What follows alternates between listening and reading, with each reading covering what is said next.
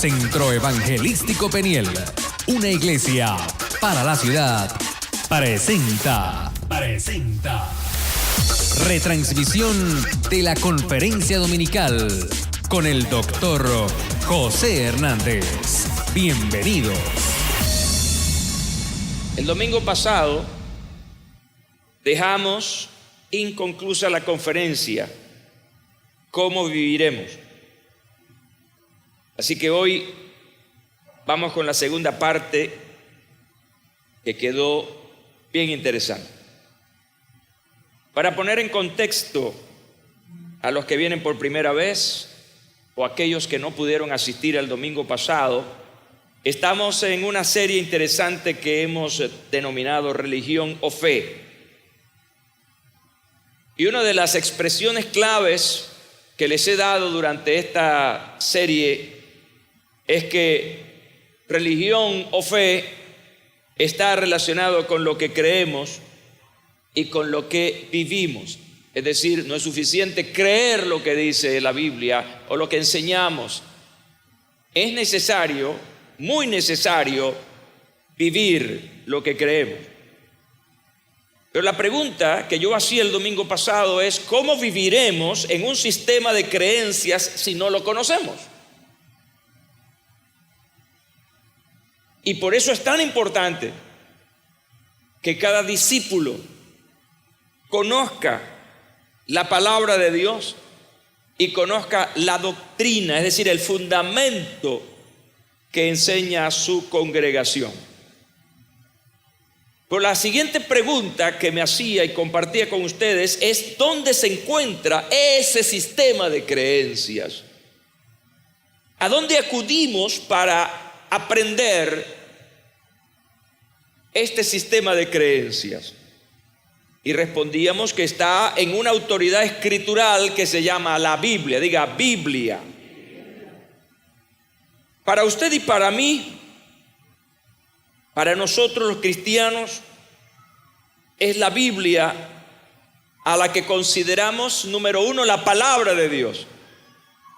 Y número dos, no solamente esa palabra de Dios distante, esa palabra que Dios dijo, no. También esa palabra de Dios es nuestra regla de conducta y fe. Los genuinos cristianos van a regir su vida a través de lo que dice la Biblia. Por eso hablamos de una regla, de un orden, el cual nos indica cómo debemos vivir y cómo debemos creer. Y yo decía el domingo pasado que en nombre, o supuestamente basados en la Biblia, existen cualquier cantidad de doctrinas.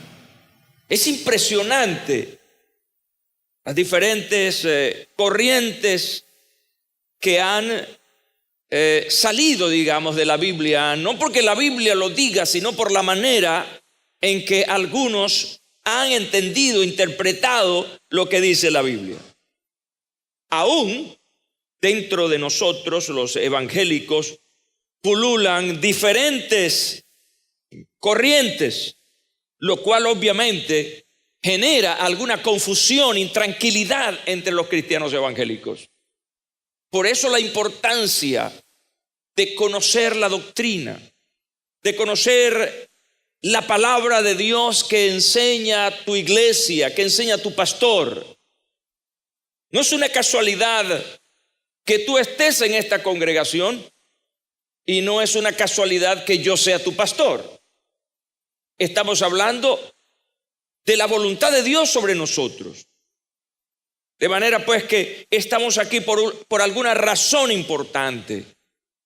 Y es la razón de la construcción de una vida. Es la construcción de una familia establecida en los lineamientos que nos da la Biblia, la palabra de Dios. Así como durante esta serie hemos definido palabras que son fundamentales para esta serie.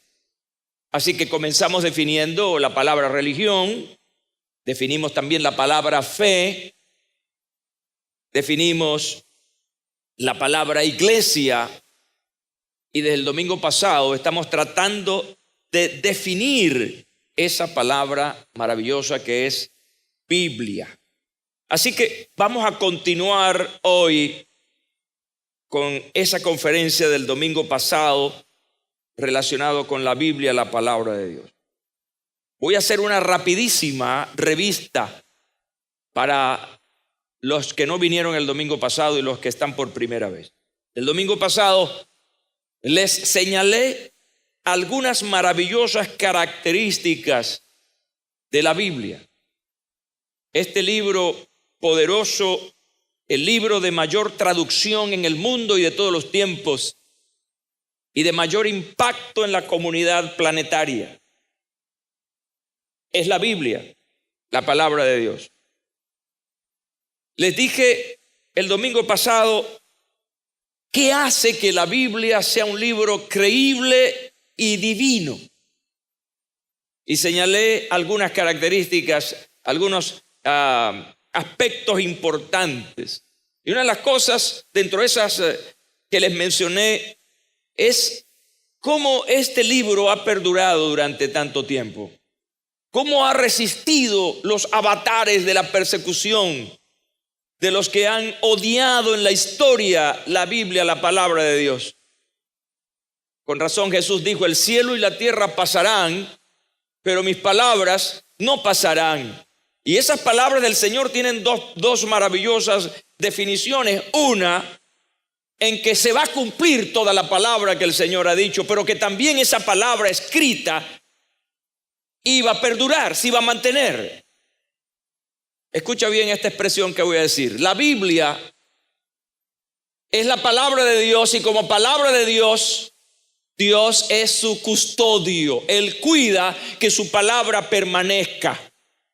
Y por eso este libro ha permanecido a través de la historia y en vez de decrecer, cada día este libro es traducido a diferentes idiomas y dialectos en todo el planeta. En este momento, mientras nosotros estamos hablando, quiero darles este ejemplo. Mientras nosotros estamos hablando en esta reunión, hay un equipo de hombres y mujeres en alguna parte del país que no voy a mencionar por razones de seguridad. Están allí traduciendo la escritura a lenguajes de nuestros indígenas. En este momento mientras nosotros hablamos. Pero así como hay un equipo trabajando en Venezuela, hay muchos equipos en diferentes partes del mundo tratando de alcanzar al mundo a través de la palabra de Dios en el idioma de esas personas. Podemos dar un aplauso al Señor por esta gente que hace este trabajo. Bendito sea el nombre de Jesús.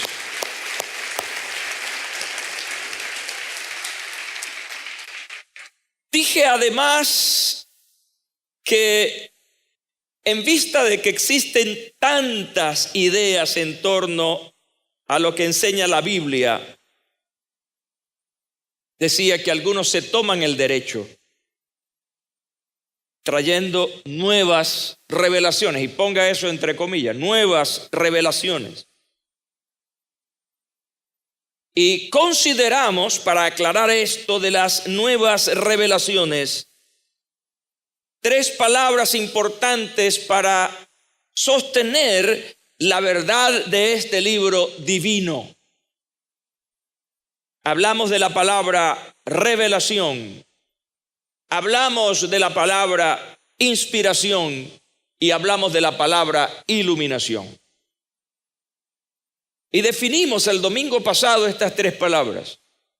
Revelación la definimos como el acto de Dios por medio del cual revela lo que el hombre no podía hallar por sí mismo.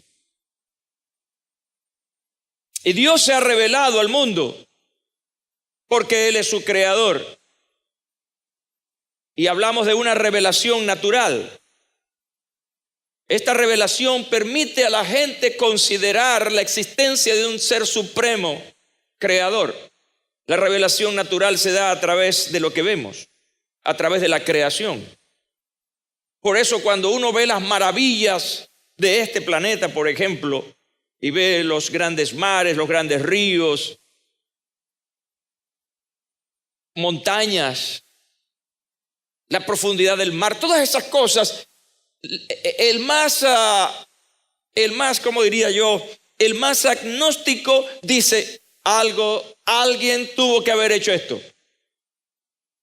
Le pondrá un nombre, pero siempre va a llegar a la conclusión de que eso no es un acto casual, ni fue el Big Bang.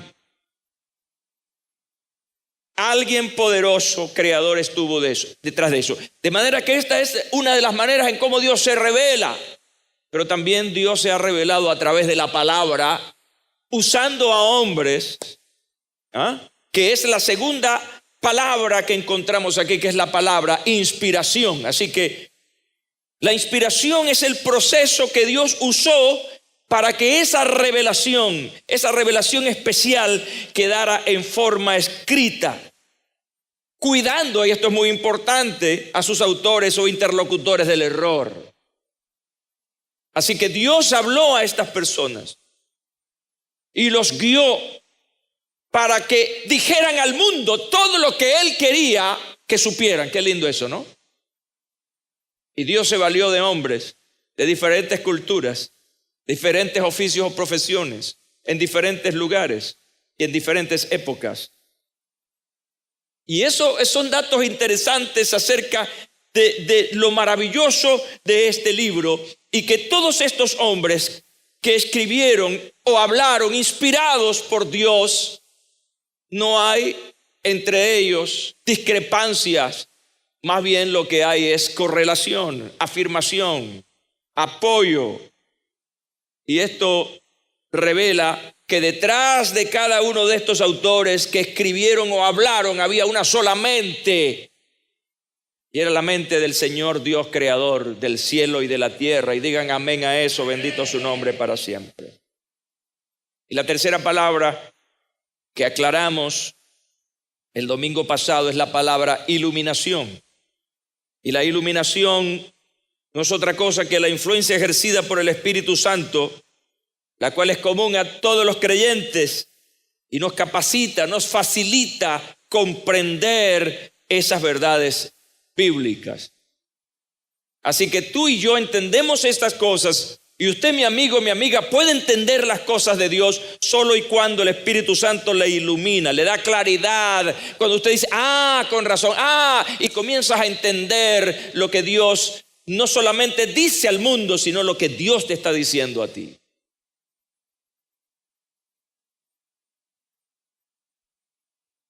La revelación es la evidencia escrita que Dios se ha comunicado con el hombre.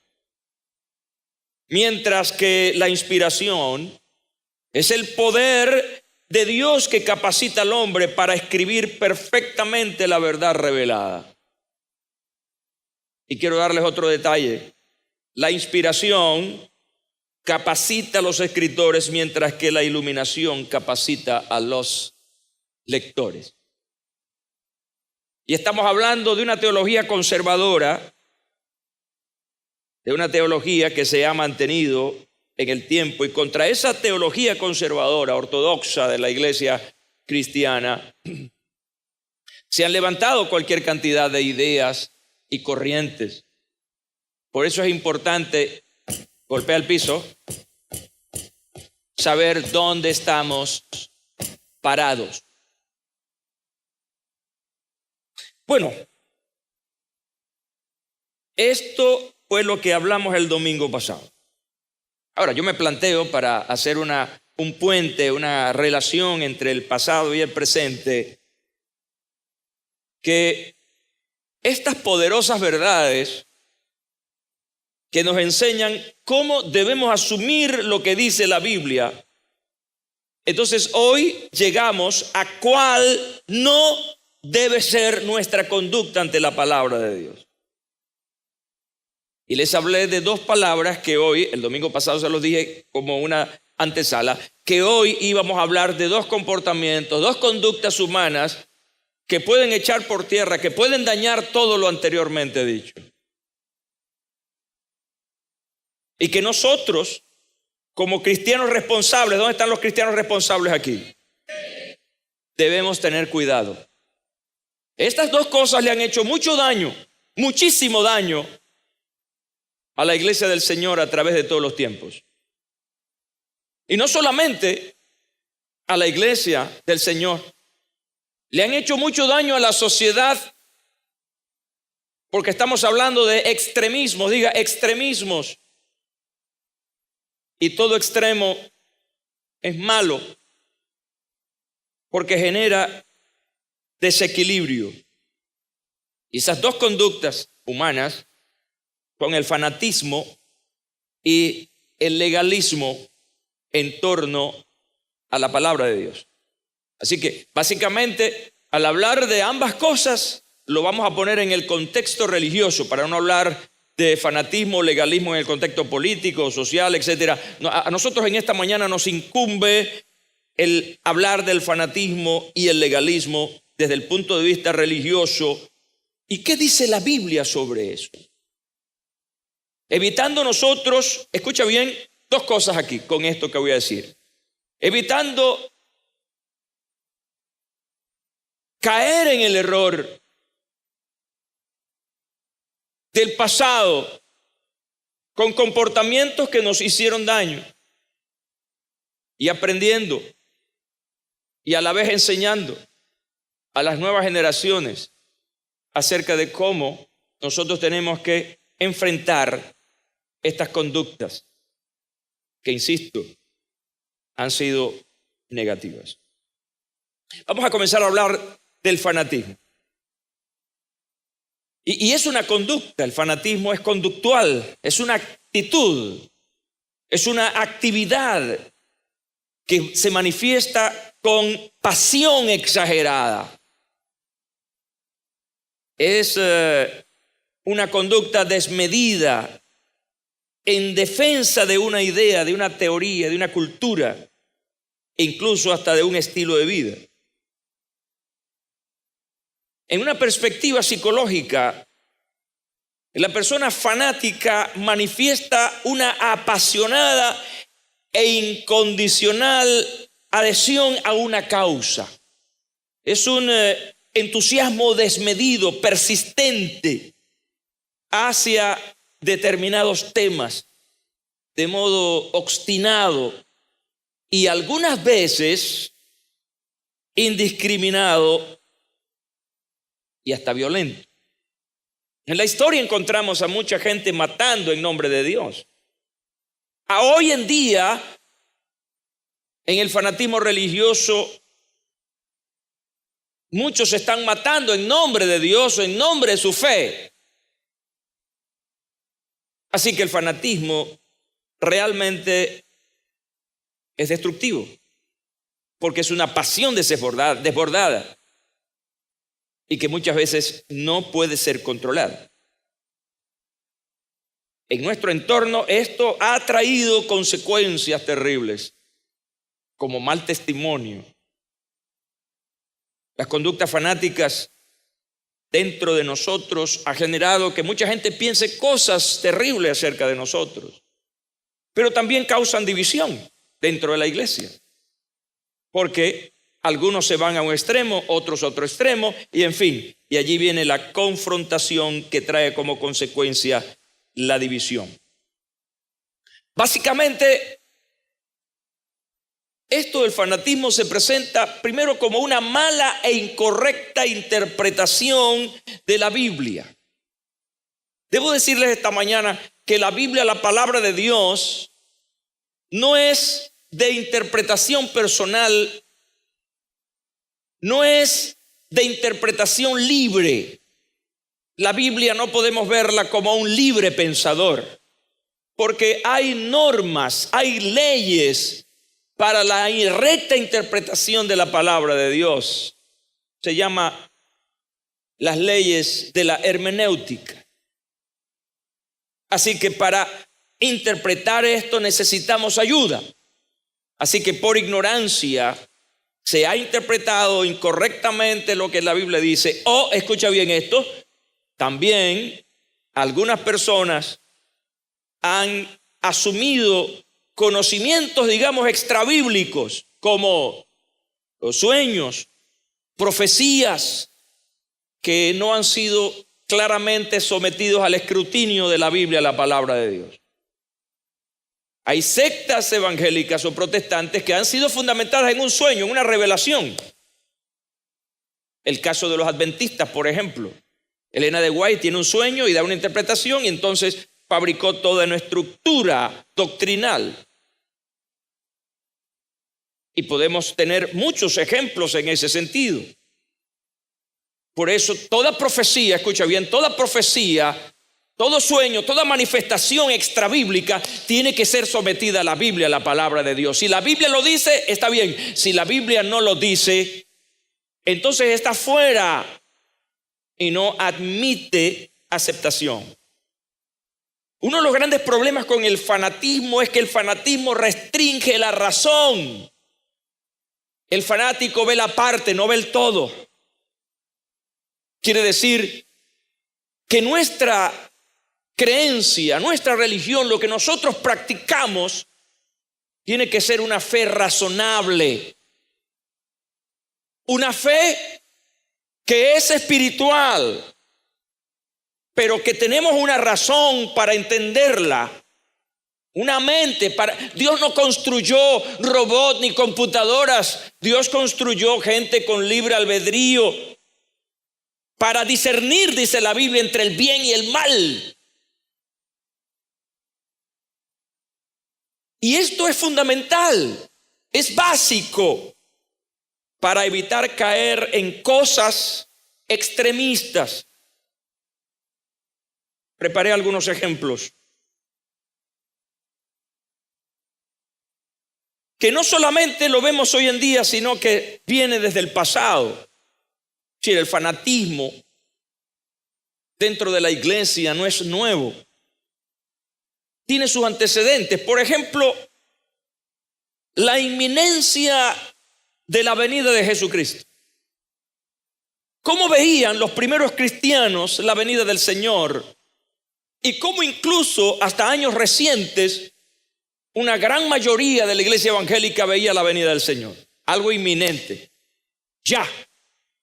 Y la expresión Cristo viene pronto fue una expresión mal interpretada, al punto que muchos en mi generación fuimos enseñados a no ir a la universidad, no estudiar, no emprender grandes cosas porque Cristo ya viene y ¿para qué vamos a necesitar eso?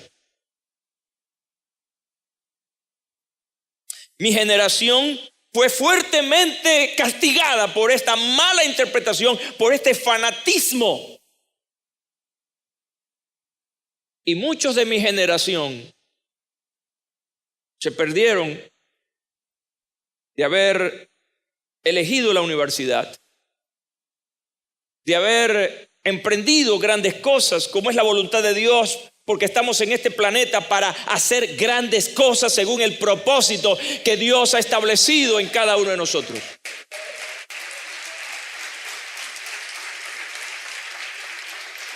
Lo que aprendemos de la palabra de Dios es que mientras esperamos, hacemos. Ese es el pensamiento.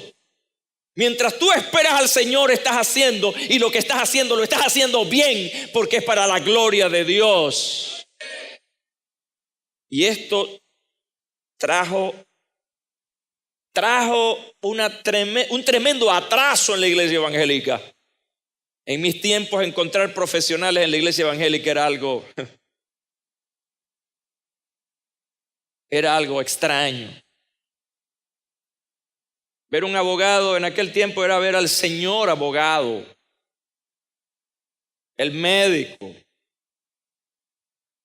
Damos gracias a Dios porque esto se ha revertido, ha cambiado y hoy tenemos muchos profesionales valiosos en nuestras iglesias y damos gloria a Dios por eso. Ahora fíjense, pero el otro extremo es negar o dar por tardía la venida de Cristo. Ya en los tiempos del apóstol Pedro se veía esto.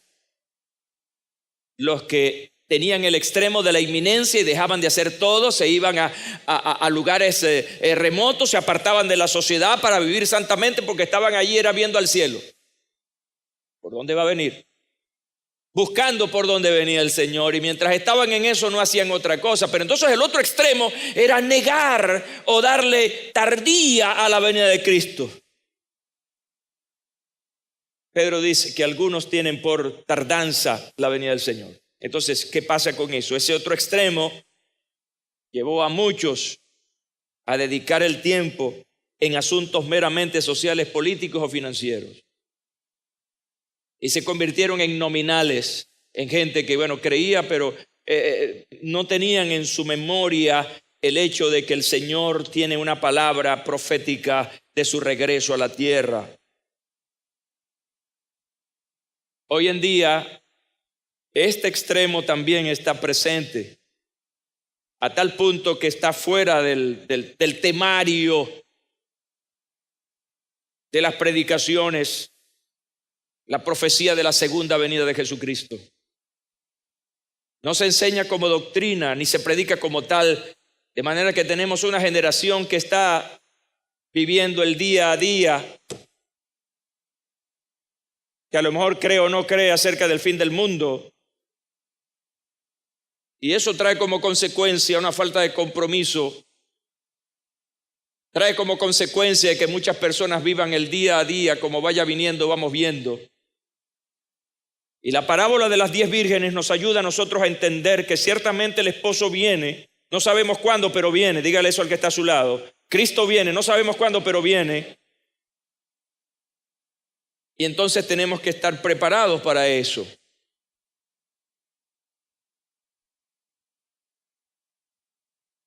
El manejo de una fe fanatizada escuche otro ejemplo, en dejar de usar medicina porque el Señor le va a sanar. ¿Cuántos cristianos evangélicos se han muerto antes de tiempo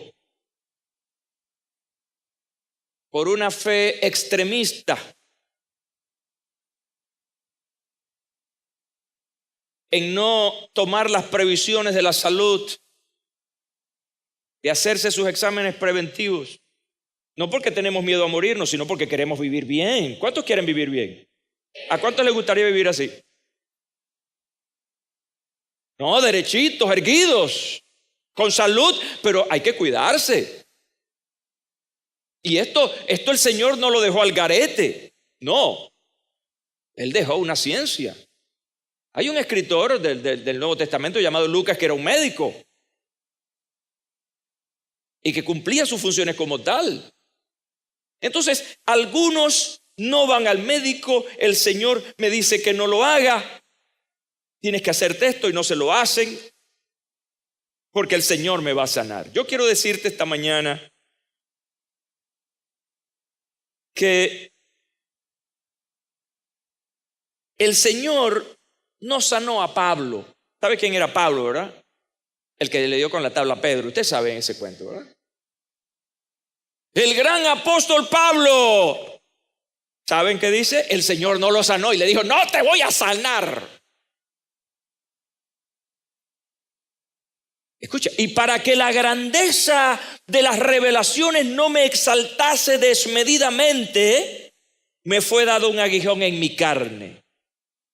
Un mensajero de Satanás que me abofetee para que no me enaltezca sobremanera, respecto a lo cual, escucha bien, 3 veces he rogado al Señor que lo quite de mí. Y me ha dicho, bástate mi gracia.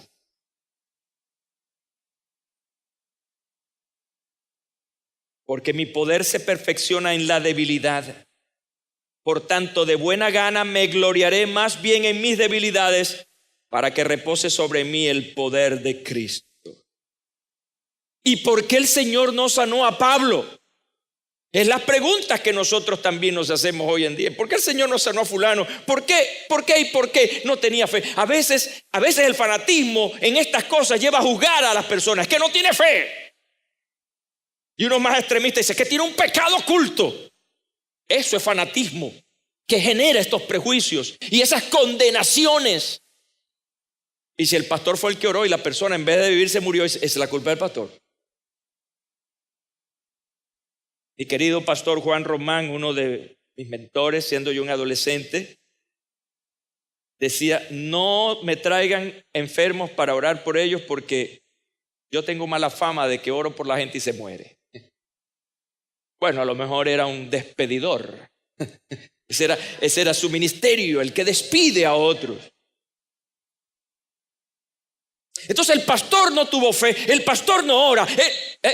Estamos juzgando cosas espirituales que usted ni yo sabemos, porque esas cosas le pertenecen al Eterno, al Señor. Bendito su nombre. Gloria a su nombre.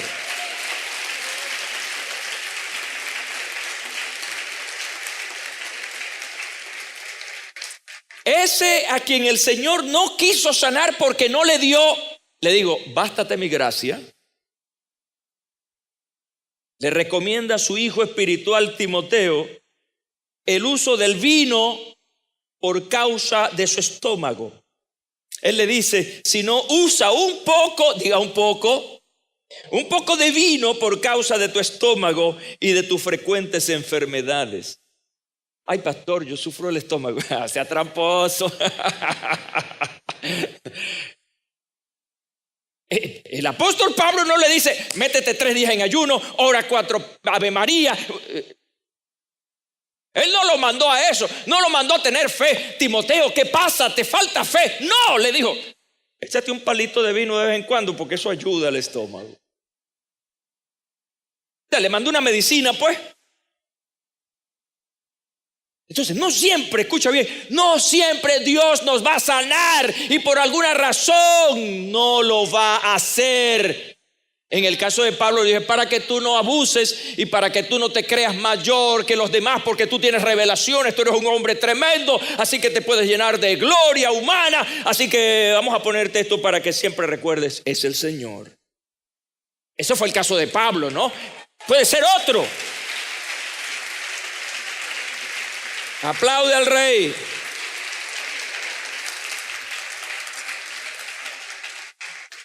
Mira los extremos del fanatismo. Y esto es peligroso, porque lo he visto. No solamente en ministros, lo he visto en las congregaciones.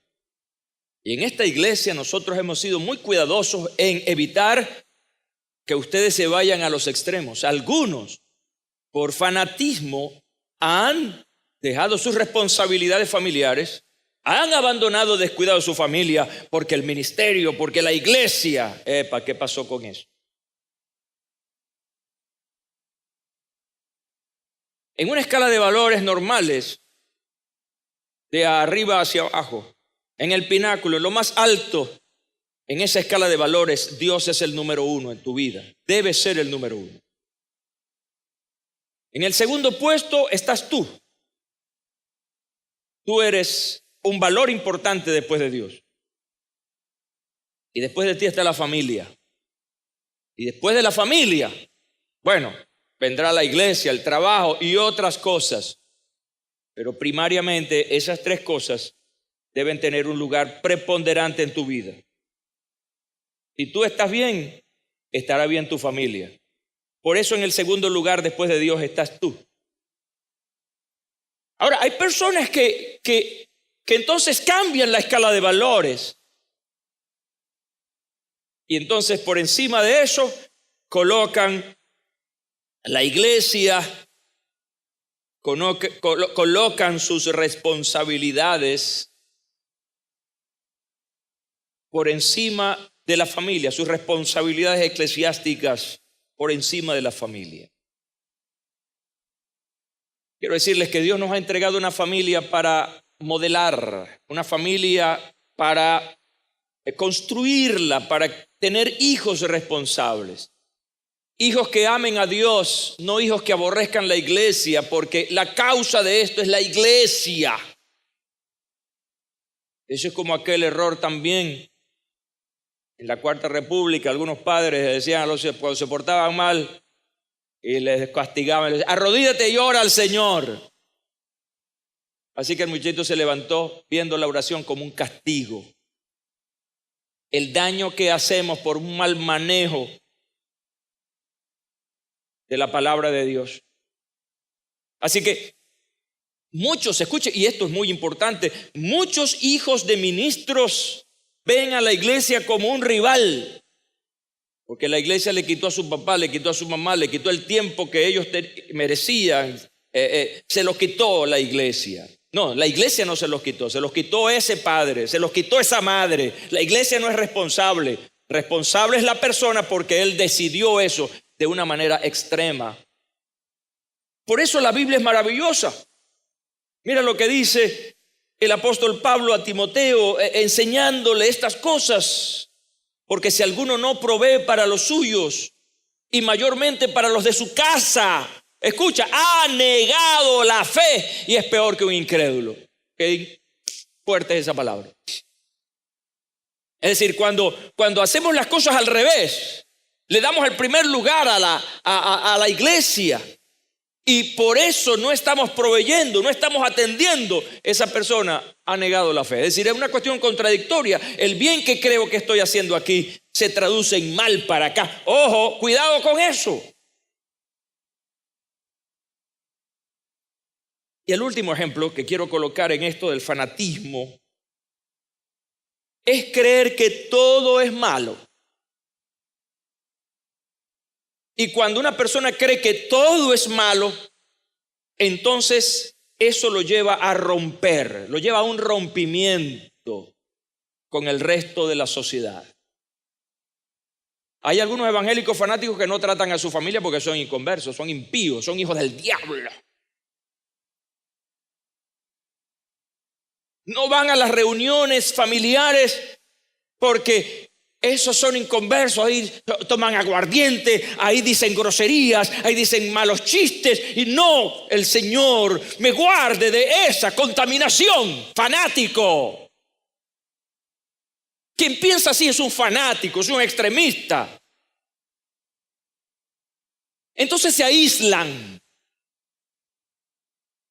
y se hacen su propia comuna. Hablando de comuna que está de moda. Hacen su propia comuna. Donde nadie entra, nadie sale.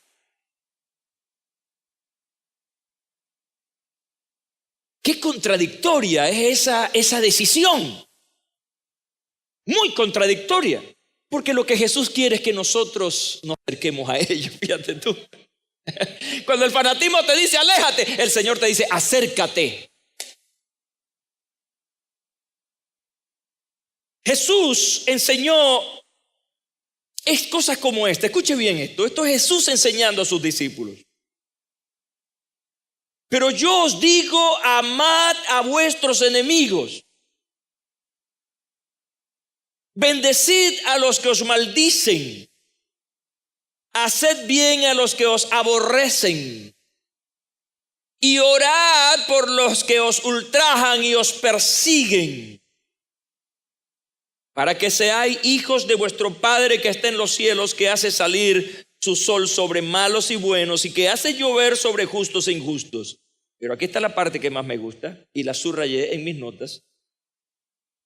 Porque si amáis a los que os aman, escucha bien, lo voy a leer nuevamente.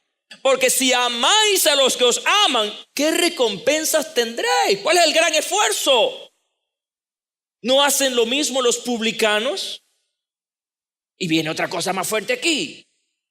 Y si saludáis a vuestros hermanos solamente, ¿qué hacéis de más? ¿Cuál es el chiste? ¿No hacen también así los gentiles? Y remata Jesús diciendo, sé pues vosotros perfectos, como vuestro Padre que está en los cielos es perfecto, bendito sea su nombre. Así que Jesús no te manda a aislarte, te manda a relacionarte. Diga aislamiento. Relaciones. El fanatismo te aísla. La gracia hace que te relaciones. Ahora yo me pregunto, ¿cómo entonces un fanático como esto va a alcanzar a otro para Cristo? Si él vive en su círculo cerrado, ¿cómo va a alcanzar a otros? ¿Cómo otros van a ver su vida? ¿Cómo su familia lo va a interpretar? Mira, yo he escuchado cosas horribles sobre esto. lo que piensan algunos familiares inconversos o no creyentes sobre ese hermano. No, ese no se relaciona con nadie. Ese nos ve a nosotros como gallina que ve sal. Y así, cosas así. Entonces, mientras el fanático se aísla, Jesús está diciendo, ve.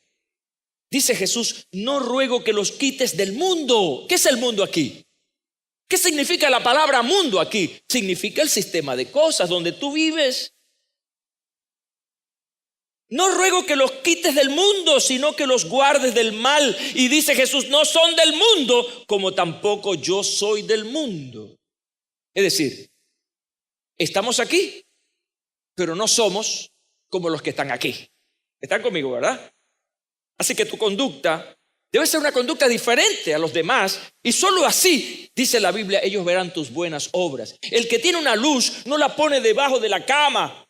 Al contrario, dice Jesús, la luz se pone en un lugar alto para que todos vean ¿qué?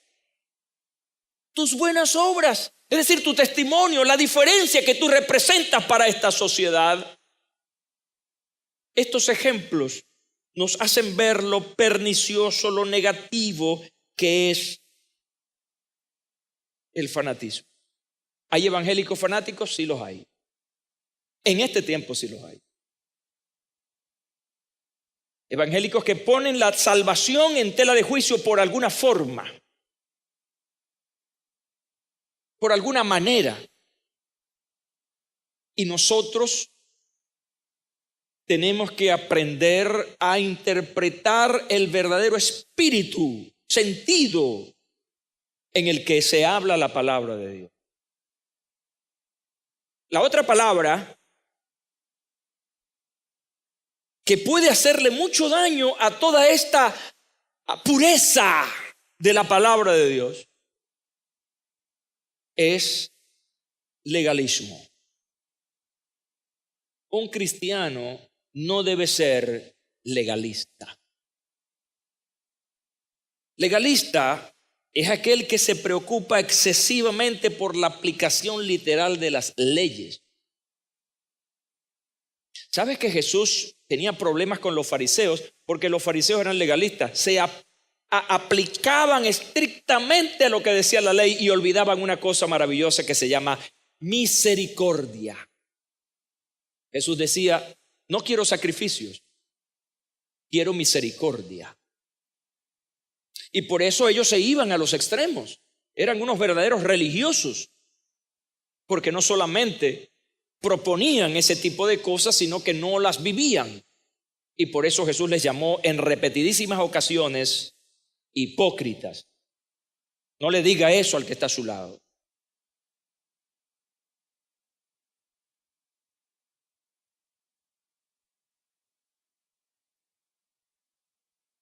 Hablar de la palabra legalismo es hablar de una palabra que no está en la Biblia.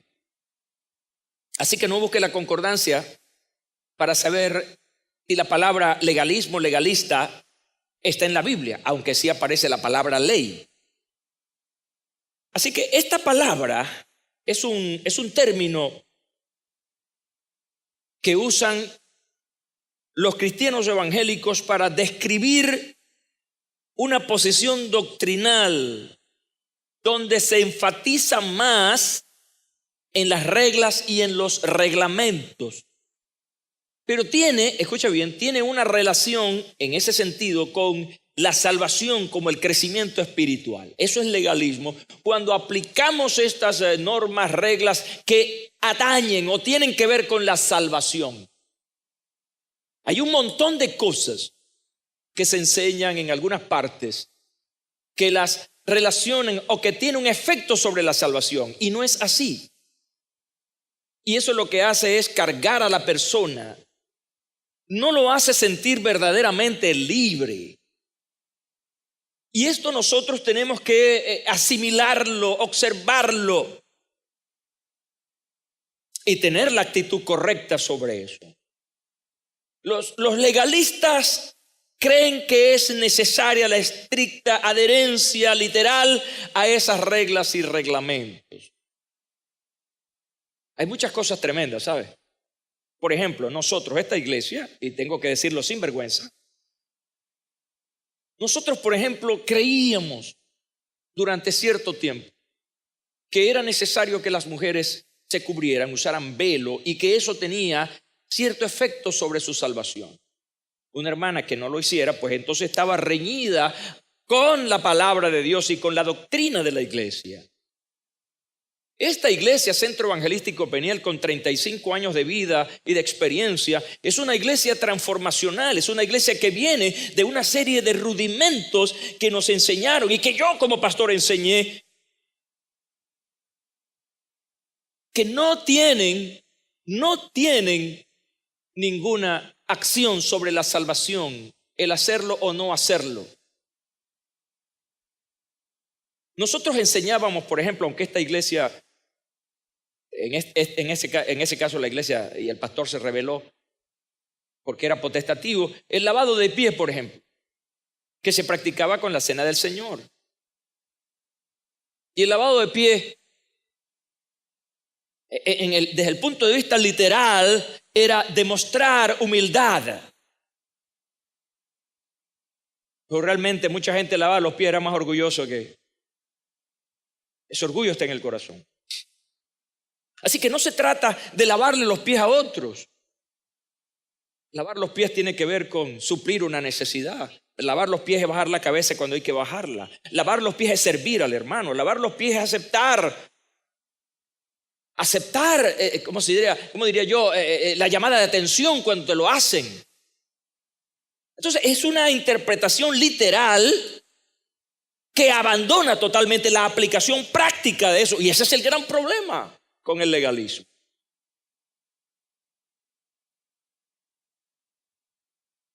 Entonces, para evitar caer en la trampa del legalismo, podemos comenzar por asirnos, agarrarnos firmemente de las palabras del apóstol Juan. Juan dice, pues la ley por medio de Moisés fue dada, pero la gracia y la verdad vinieron por medio de Jesucristo. Estamos hablando de la gracia de Dios. Es un tema que voy a tratar de desarrollar el domingo próximo. De la gracia de Dios. Fíjense ustedes la complejidad, escuchen bien, la complejidad de esto, porque es algo que está en la mente del legalista. Cuando se celebra el concilio de Jerusalén, Hechos capítulo 15, para aquellos que no están familiarizados con esto, Hechos capítulo 15, ese concilio, es decir, esa reunión del presbiterio, de los apóstoles y de los líderes de la iglesia para ese momento, se convoca porque había una división a las puertas de la naciente iglesia cristiana. ¿Por qué? Porque habían dos tendencias allí. Había la tendencia judía de los cristianos judíos y la tendencia de unos hermanos liberales que hablaban de la gracia de Dios liderado por el apóstol Pablo. Entonces el concilio se convoca para tratar de resolver esa distorsión. Porque los cristianos judíos querían que los gentiles, es decir, todo aquel que no era judío, no solamente recibiera al Mesías como Salvador, sino que tenía que observar, practicar una serie de normas que venían de la ley. ¿Están conmigo, verdad? Circuncidarse, bueno, todas esas cosas. Es un capítulo largo. Todas esas cosas, pero lo más difícil era la circuncisión. ¿Ya saben por qué? Es dolorosa.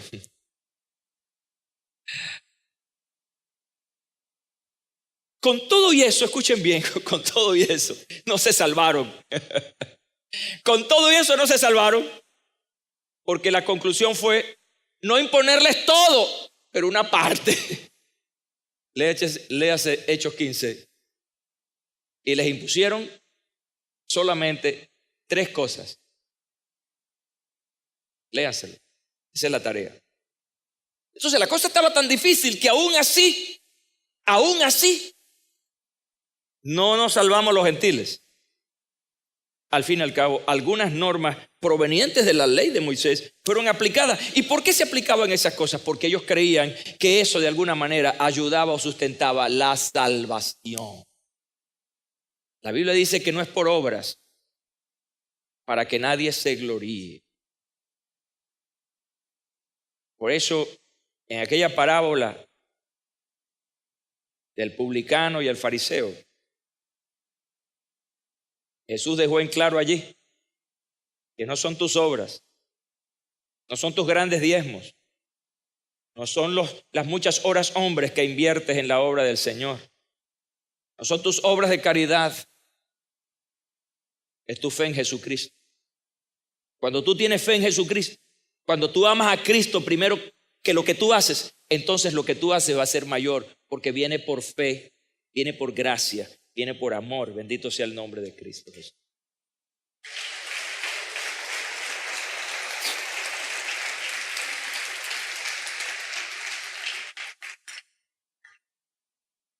Entonces, recordar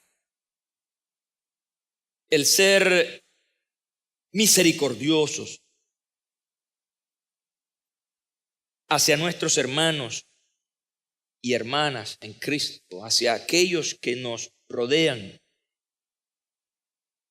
tiene mucho que ver con esa gracia de Dios.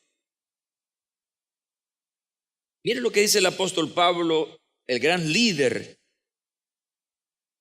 de esa nueva presentación. Eso sí es una revelación de Dios. Esta revelación que Dios le da a Pablo acerca de lo que es el Evangelio. ¿Tú quién eres que juzgas al criado ajeno?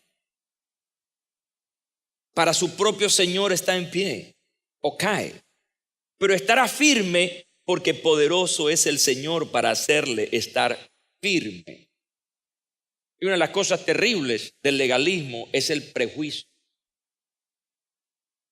Porque el legalista juzga a la persona si cumple o no cumple, pero no tiene acceso al corazón.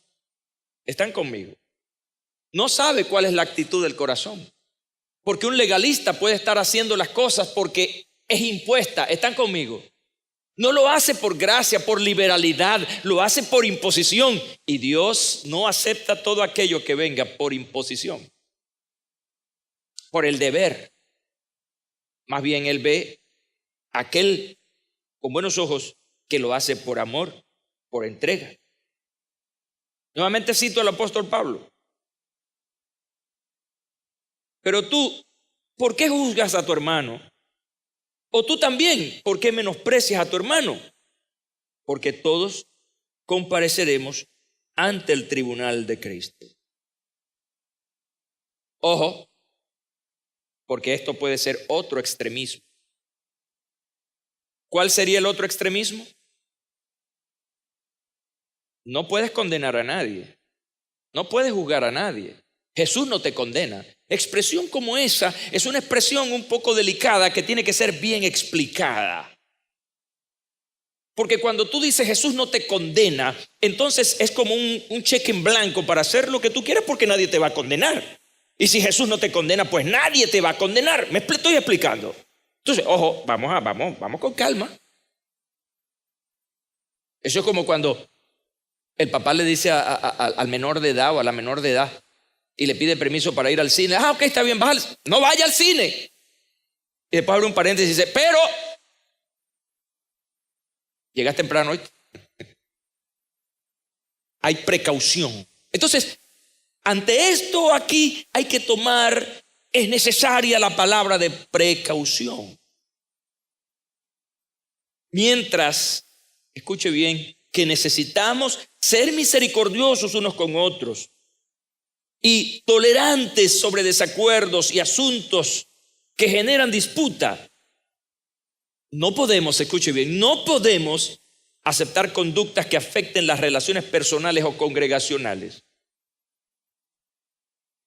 Aquí hay que ver bien si la conducta de alguien está afectando a segundos o terceros. Es decir, tú puedes hacer con tu vida lo que tú quieras, pero si eso está afectando a otros, entonces ahí hay que tratar de resolver esa situación.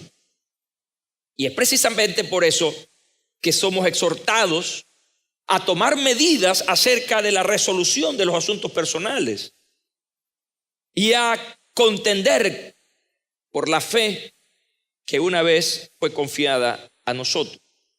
Acláreme eso, pastor. Ok, estoy preparado para aclararle eso.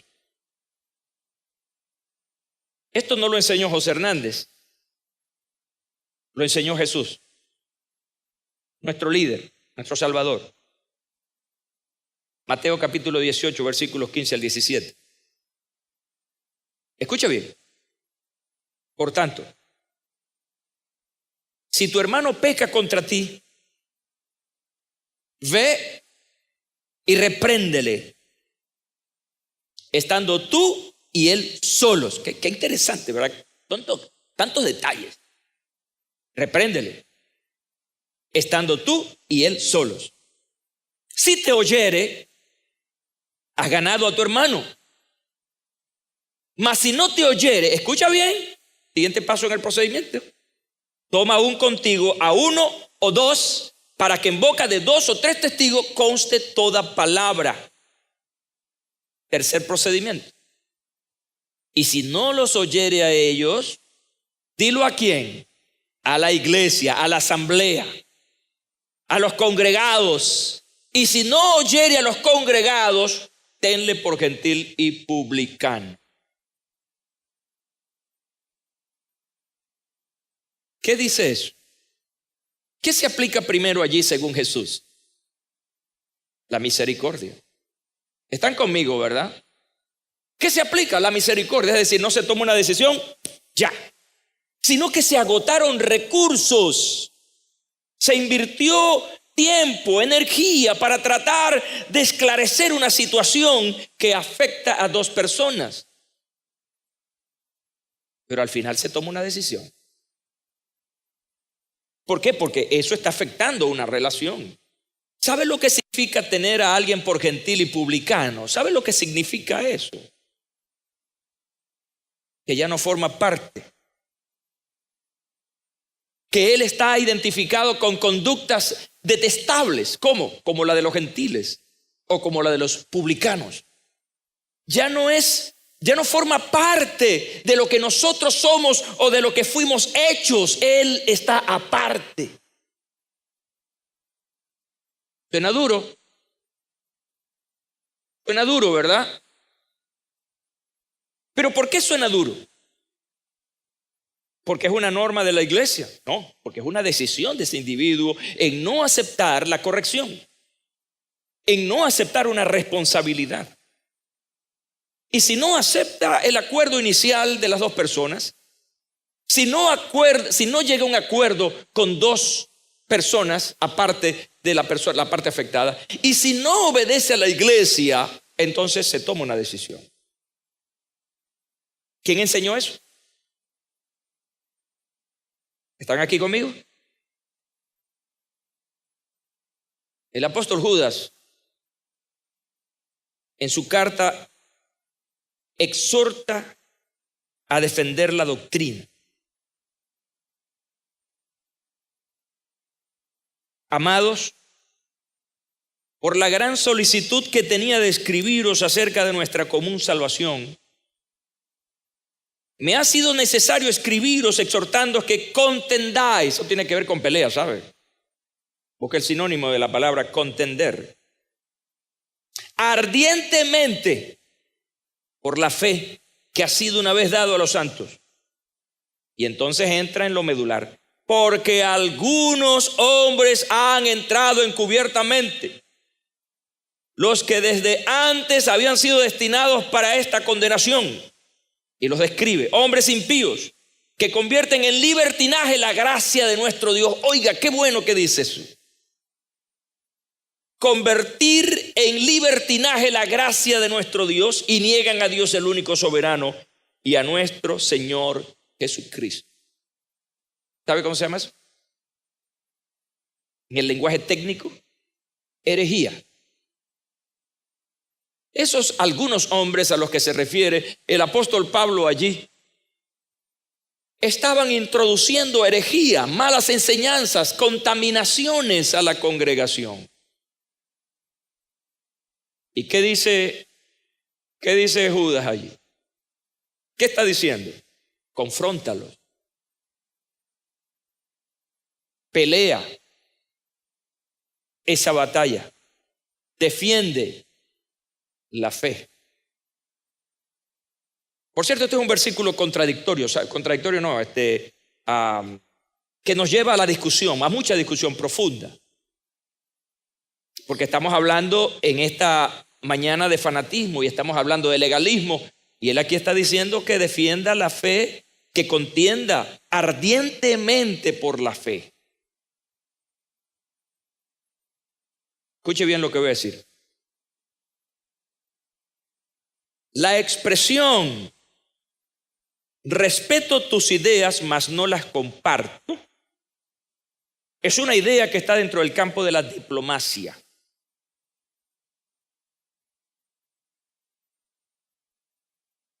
Y las ideas, escuche bien, no se habla de la guerra de dos personas, se habla de la guerra de ideas, la batalla de las ideas. Y cuando uno ve el asunto de esa manera, el asunto no es personal. Héctor puede tener una idea diferente a la mía. No comparto tus ideas, pero no te ofendo a ti. Mantenemos una relación, aunque yo no acepte lo que tú enseñas. ¿Están conmigo? ¿Qué es lo que ha pasado y qué es lo que pasa con el legalismo? El legalismo, incluyendo el fanatismo, entonces se va contra el individuo. Así que no es solamente una pelea de ideas, sino una pelea, una confrontación de seres humanos. Y allí es donde metemos la pata. Entonces, cuando nosotros peleamos ardientemente por la fe, tiene que ver con las ideas. Voy a decir algo aquí esta mañana. Perdonen, pero es un ejemplo que está muy aquí en la piel. Cuando usted tiene un conflicto de ideas con otra persona por alguna idea política, una ideología, mejor dicho, una ideología. Y entonces usted, en vez de combatir la idea de esa persona, le dice basura.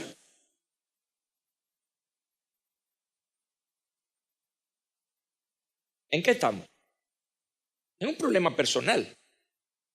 No, vamos a hablar de las ideas. Vamos a confrontar aquí las ideas. El legalismo lleva a las personas al conflicto personal. Usted no ve por allá en Siria y en esa parte del mundo donde los legalistas musulmanes matan gente. ¿Por qué no van a la confrontación de las ideas? ¿Por qué no se confrontan persona a persona, pero para defender sus ideas? Así que lo que el apóstol está diciendo aquí es defender ardientemente lo que creemos. No nos lleva contra la persona, nos lleva contra las ideas de esa persona, de manera que debe mantenerse el respeto, debe mantenerse la tolerancia. Me estoy adelantando un poquito a lo que quiero decirles para cerrar hoy.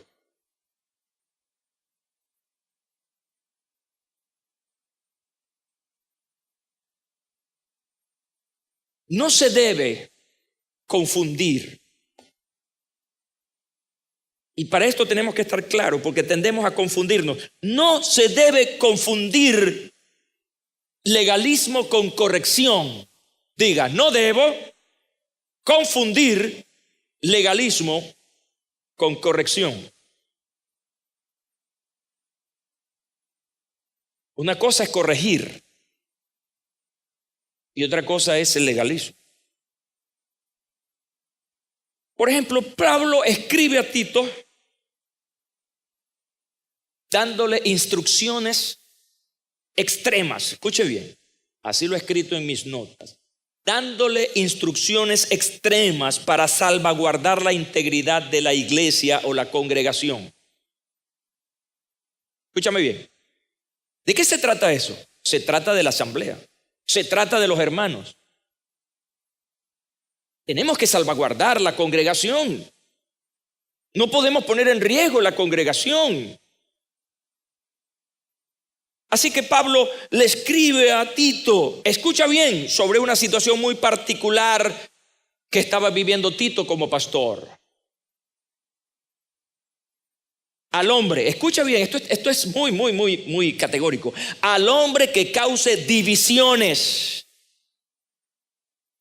Al hombre que cause divisiones después de una y otra amonestación, deséchalo, sabiendo que el tal se ha pervertido y peca y está condenado por su propio juicio. ¡Qué bárbaro! ¿Quién lo condenó? Porque lo que Pablo dice es una condenación. ¿Cómo lo está condenando? Pervertido, peca y está condenado por su propio juicio. Ahora, ¿cuál es la situación? Él está corrigiendo una situación que está poniendo en riesgo ¿a quién? Está poniendo en riesgo el reino de Dios, que estaba en su proceso de extensión hacia el mundo gentil. Pero fíjense que antes del señalamiento o la condenación, él agota recursos. Después de una y otra amonestación, por lo menos le da 2. Y no sé hasta qué punto Pablo se está plegando a la enseñanza del Señor Jesús. Porque en la tercera, ¿qué pasa? Deséchalo. Hay que sacarlo porque está ocasionando daño. Entonces la cosa no es así tan fácil, ¿no? Porque cuando caemos en estos extremos del facilismo, entonces estamos entrando en el liberalismo, o estamos entrando en libertinaje. Tiene que haber un mínimo de normas. Eso lo hablamos hace unas varias semanas aquí. Tiene que haber un mínimo de cosas que regulen el asunto. Si no, nos pervertimos, nos volvemos un desastre. Y para eso está la palabra de Dios, para ayudarnos a controlar. La Biblia tiene todas las soluciones a los problemas humanos. La Biblia tiene todas las soluciones a los problemas que una congregación pueda tener. Por eso, cuando hay un problema en una congregación, no se deben tomar medidas a priori. No, vamos a ir a la Biblia, vamos a la oración. Porque considero que la palabra de Dios tiene todas las salidas a las situaciones que podamos vivir. El legalismo, escuche bien, el legalismo es todo lo opuesto a la compasión. Legalismo es lo opuesto a ser compasivo. Y aún así, pueden algunos creyentes ser legalistas, aún conociendo esa verdad. En vez de eso, es decir, de ser legalistas, somos enseñados a ser misericordiosos unos con otros. Pablo dice, por ejemplo, recibid al débil en la fe, pero no para contender sobre opiniones. Recíbelo, ayúdalo, guíalo. Hay problemas en relación a que el compartir las opiniones pueda generar más fracciones. Entonces, ayúdalo, sobrellévalo. Pero también sabemos cuáles son los límites de eso de sobrellevar a alguien. Fíjense que a nosotros nos gusta y como que está en nuestra naturaleza imponer acciones a otros, y si no lo hacen, los juzgamos. Y sobre esta base, sobre eso que estoy diciendo ahora, hay una base, ¿verdad? Hay recursos que se agotan. Voy a ponerles ejemplos que tienen que ver con la parte congregacional. Por ejemplo, al que le gusta evangelizar, al que tiene ese llamado a evangelizar, todos estamos llamados, pero me refiero a aquel que tiene esa pasión. Lo que él desea es que otros lo hagan. Y por su pasión, entonces juzga a los que no lo hacen. Tercer nivel de discipulado. Eso se estudia en el tercer nivel de discipulado. Hay cierto fanatismo entonces y cierta, cierto impulso por la letra. Aquí se mezclan las dos cosas.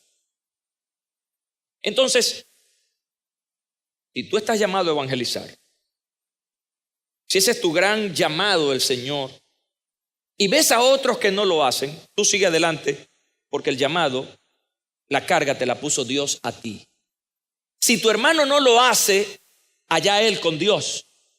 Pero no te cargues con eso. No entres a juzgar a los demás. Es que ese hermano es frío, ese hermano es apático, esa hermana no tiene sensibilidad, faltos de compromiso. Yo lo he escuchado aquí. Perdóneme, voy a quitarme el traje porque ahora es que se pone la cosa buena. No, que tengo un poquito de calor, ¿no?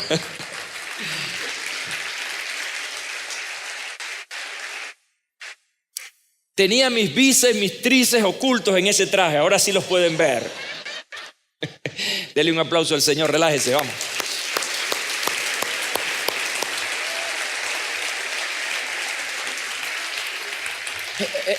Yo he escuchado a gente estresada aquí. Me dice, pastor, ¿por qué una iglesia tan grande? Somos tan pocos los que evangelizamos. Ese es tu problema. Deja a los demás quietos. Hay una verdad importante aquí. A lo mejor los que no están evangelizando están haciendo algo para que otros evangelicen. Hay gente que usted no los ve, pero están haciendo posible que muchas cosas ocurran en esta iglesia. Y a lo mejor él dirá lo mismo del otro. Mira, se la pasa por allá y no hace nada aquí.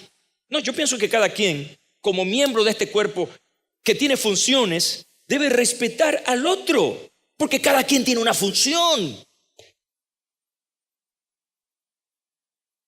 Eso es legalismo. Cuando yo juzgo a otro porque no hace lo que yo quiero que haga. Ocurre con los que están comprometidos con la intercesión. En esta iglesia no oran. No vienen a las reuniones de oración, no vienen al ayuno. Pastor, ¿qué pasa? Pregúntenselo a ellos. Pero a lo mejor el que dice eso no sabe que esa persona está metida allá en su cuarto, en lo secreto, orando al Padre que le va a bendecir en público. Lo que no sabe es que a lo mejor esa persona está orando por los intercesores para que tengan más fuerzas. Yo creo que lo importante aquí es respetar lo que cada quien hace y motivar a los que verdaderamente no están haciendo nada, porque hay gente que no hace nada, mi hermano.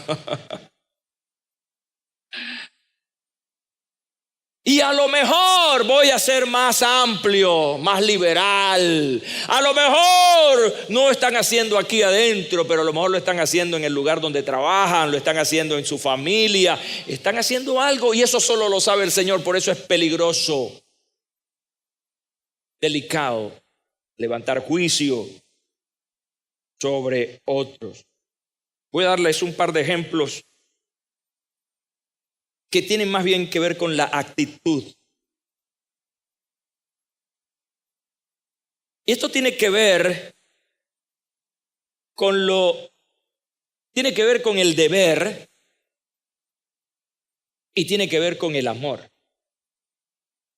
El que hace la obra, escuche bien, el que hace la obra, el que sirve por deber, por cumplir un programa,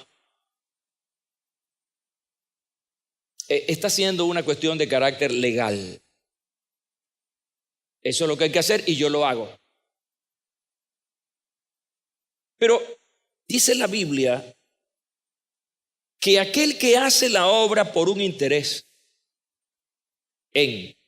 aquel que hace la obra por amor genuino por las almas, esa persona está actuando bajo gracia. La palabra gracia, en un significado sencillo, es algo inmerecido. Es un regalo que tú estás recibiendo y no te lo mereces, pero lo estás recibiendo. Por eso yo decía el domingo pasado que no debemos hacer las cosas por el programa, porque la iglesia estableció un programa, así que si no hay programa no hacemos nada. Y eso pasa muchas veces. Tiene que haber una liberalidad. Lo que voy a hacer lo hago por el interés que las almas vengan a Jesucristo. Eso tiene mucho que ver con sensibilidad. Eso tiene mucho que ver con solidaridad, así como yo andaba asado y Cristo vino a mí, me transformó, hacían de esa persona y puede pasarle lo mismo que me pasó a mí. Entonces allí hay un contexto interesante. Voy a cerrar esto de esta manera. Esta parte porque me queda una sola. Desde mi perspectiva, desde mi percepción personal, la diferencia entre fanatismo y legalismo, hay una línea un poco delgada allí, entre fanatismo y legalismo, es que el primero, es decir, el fanatismo, se aferra y actúa emocionalmente. El fanático no tiene muy activa la razón, tiene más activo el corazón. Y en la fe, oiga bien, en la fe debe haber ciertamente el corazón y también la razón. Porque si yo le digo, mire mi hermano, para ser fiel al Señor usted tiene que dejarse crecer las uñas de los pies. Mire hermano, para que usted sea salvo, usted debe bañarse 3 veces al día. Tiene la razón. No me parece razonable. No. Y comienzas a pensar y a sacar cuentas y llegas a la conclusión, no, eso no es bíblico. ¿Me estoy explicando? Entonces, fe y razón. Entonces, el fanático actúa más por impulso, es decir, la parte emocional, mientras que el legalista se apega a la ley, se apega a lo que está escrito. Y si no, tiene que ser así porque allí dice, y lo que olvida es la misericordia. Juzga todas las cosas de la misma manera. Y yo aprendí hace muchos años como ministro del Señor que no todos los casos son iguales. Y si no todos los casos son iguales, entonces no se aplica la misma medida a todos. ¿Están conmigo? Entonces, vuelvo. El fanatismo va más con sus emociones. Y puede pelear y hasta dar la vida por eso. Y se crea enemigos porque es un fanático. Se aísla, es decir, porque su parte emocional lo lleva a eso.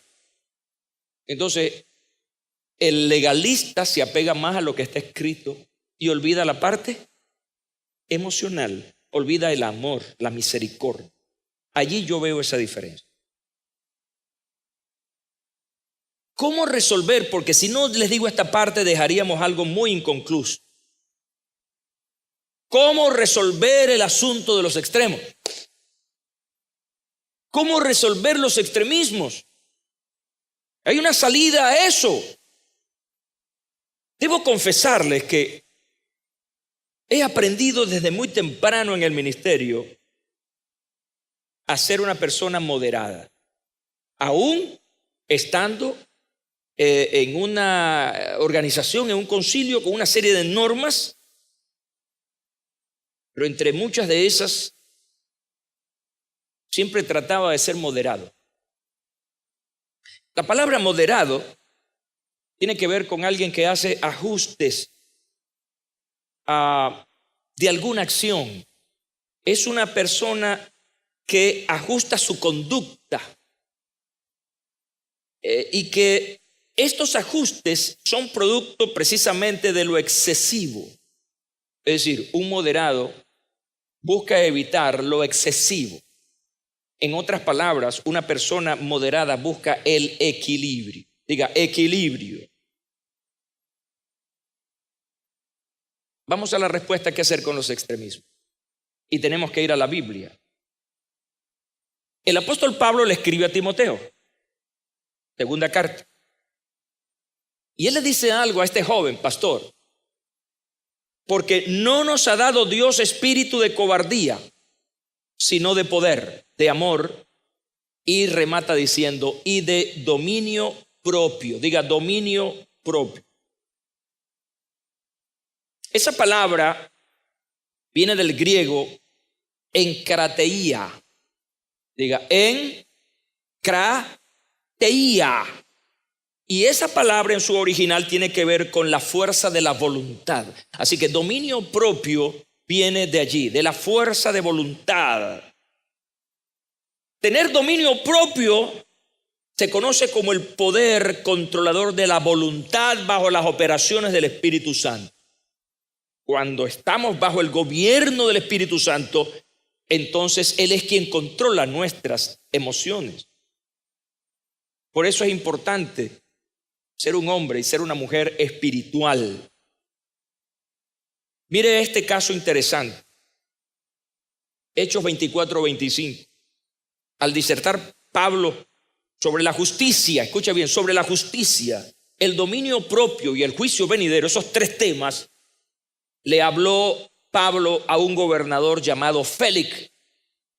La reacción de Félix ante estas palabras del apóstol dice que tuvo miedo y le dijo: basta por ahora, puedes retirarte, cuando sea oportuno te mandaré llamar otra vez. ¿Qué tiene que ver esto con porque está el dominio propio, la expresión ahí? No, porque es que lo del dominio propio en esa conversación con este gobernador Félix tenía que ver con la vida disoluta del gobernador. Porque cuando uno ve la historia, uno se encuentra que este hombre por lo menos vivía con una mujer que no era su esposa, con una concubina. Y Pablo lo está señalando por el Espíritu Santo. No has sido equilibrado con tu vida. Te ha faltado dominio propio a tal punto que eres un disoluto. No estás viviendo bien la vida de la familia. Imagínense, entonces les habla del juicio venidero. El hombre se siente totalmente desarmado. Me imagino que el Espíritu Santo puso más en la mente de Félix para entender estas cosas. Quiere decir que cuando una persona es disoluta, cuando una persona es inconstante, es una persona que tiene problemas con el dominio propio. Se desbalancea fácilmente ante las circunstancias. Y esto es vital cuando nos enfrentamos a extremismos. Porque el dominio propio es la fuerza de la voluntad que un ser tiene para tomar decisiones sabias, dar pasos firmes y concretos.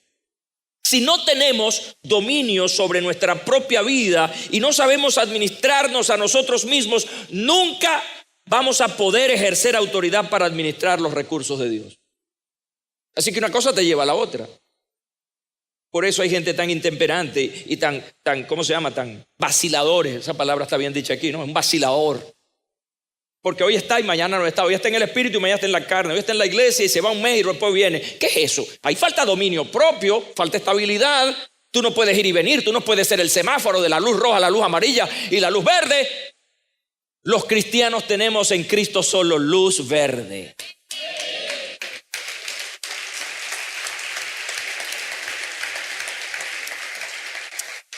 Dominio propio, entonces, es la misma palabra que se usa para templanza. Diga, dominio propio, templanza. Y cuando usted busca la palabra templanza en la Biblia, eso tiene que ver con el fruto del Espíritu. Hay personas que por ignorancia confunden la palabra templanza con una persona firme, con una persona de mal carácter o qué sé yo, que actúa así medio, usted sabe. Fulano de tal es templado. No, eso no tiene nada que ver con eso, al contrario. Templanza tiene que ver con control de las emociones. Templanza tiene que ver con el dominio propio. Dice el apóstol Pablo que el fruto del Espíritu es amor, gozo, paz, paciencia, benignidad, bondad, fe, mansedumbre, templanza. Contra tales cosas no hay ley, hay una liberalidad. De manera que la templanza es la virtud cardinal que recomienda ¿qué? Moderación. Y una moderación a la atracción de los placeres. Y procura el equilibrio en el uso de los bienes creados. La templanza asegura el dominio de la voluntad sobre los instintos y mantiene los deseos de los límites de la honestidad. ¿Cómo enfrentar los extremos? Dominio propio o templanza. ¿A dónde nos lleva eso? A equilibrar las cosas. A no irnos ni a un extremo ni al otro. Es posible que aprendamos algo de aquí, aprendamos algo de acá, o no sé, o rechacemos algo de aquí y rechacemos algo de allá. Y estamos allí en el medio, siendo prudentes para tomar decisiones, siendo prudentes a la hora de hablar de alguien o de señalar a alguien. Hay personas que son tan ligeras que de pronto ya condenan a alguien y se fue para el infierno, o lo descalificamos como buena persona. Yo le decía a alguien en estos días: estás viendo de mí la parte y no estás viendo de mí el todo. Porque era alguien, un ministro, que yo estaba hablándole cosas, y entonces al parecer esa cosa que le estaba señalando descartó el todo. ¿No? Hay momentos en que necesitamos corrección y tenemos que ser corregidos. Como hay momentos en que viene el reconocimiento, viene la aprobación. Pero sobre todas las cosas nosotros tenemos que buscar la aprobación de Dios. Tengo 6 cosas para la conclusión. Número 1. Todo lo que diga la Biblia es la verdad de Dios. Estamos cerrando esta conferencia que trata acerca de la Biblia, que es la que nos dice cómo viviremos. Todo lo que diga la Biblia es la verdad de Dios. Escuche bien. La Biblia es la constitución nuestra como cristianos evangélicos. Todo país tiene una constitución. Y yo he escuchado repetidas ocasiones aquí hablar sobre la constitución, de la constitución.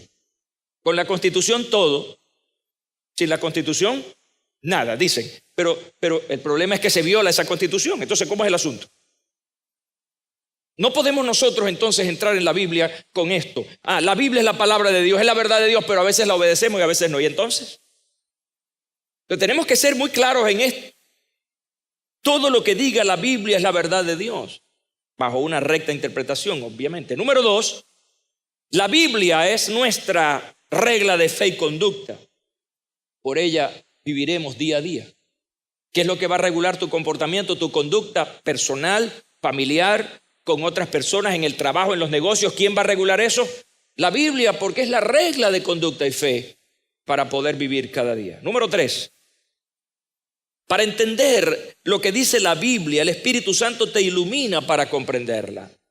Por eso cuando llegues a la Biblia y te encuentras con cosas que no puedes entender, o que te es difícil asimilar, porque hay cosas que, oye bien, esto es interesante lo que voy a decir. Hay cosas que entendemos pero que nos cuesta asimilarlas, es decir, ponerlas en práctica. La Biblia te dice que perdones a tu enemigo. Eso lo dice la Biblia, ¿cierto? Pero cuando usted ve al enemigo dice, no, ese me hizo tantas cosas, ese desgraciado, ese hijo del diablo. Te cuesta. Entonces dile al Señor: Señor, no solamente ayúdame a comprender, sino también ayúdame a practicar esta verdad. Número 4, debes tener cuidado con los extremos en torno a las enseñanzas que escuchas. Esta imagen gráfica la he puesto varias veces. ¿Es la imagen de quién? Del pichón, con la bocota abierta, esperando que venga alguien y le ponga ahí una lombriz. Hay muchos hermanos boca abierta. Hay muchos hermanos boca abierta esperando que alguien, un televangelista, un telepastor, alguien prominente, el único que tiene la revelación de este día, para que le meta una lombriz ahí. Tócate aquí y di: razón, tengo que procesar todo lo que viene a mis oídos. Y les he dado autoridad incluso para que procesen lo que yo les enseño. 5, no aceptes todo lo que escuchas sin antes discernir. Para eso el Señor te ha dotado de dominio propio o templanza. Y número 6, importante lo que voy a decir ahora: debes ser respetuoso y tolerante con los que piensan o creen los demás. Es un punto importante en nuestra relación. Por eso cuando tú comiences una conversación con alguien que piensa distinto a ti y las cosas se están saliendo de control, es mejor dejarlo hasta ahí. Eso es prudencia. Y si tú sabes que esa persona es, muy confrontadora, trata de no tocar esos temas. Porque lo que va a hacer es provocar no solamente una guerra de ideas, sino una guerra de personas. Ay, gloria a Dios para siempre. Todo esto, lo que el Señor busca de nosotros es que seamos cada día un mejor cristiano, una mejor persona. Hoy hemos venido aquí para ser entrenados. Y ojalá que todos aquí y los que me ven o me escuchan hayan tenido un corazón tierno, sensible para recibir la palabra de Dios. Centro Evangelístico Peniel, una iglesia para la ciudad, presentó retransmisión de la conferencia dominical con el doctor José Hernández. Ciudad Online, transmitiendo vida.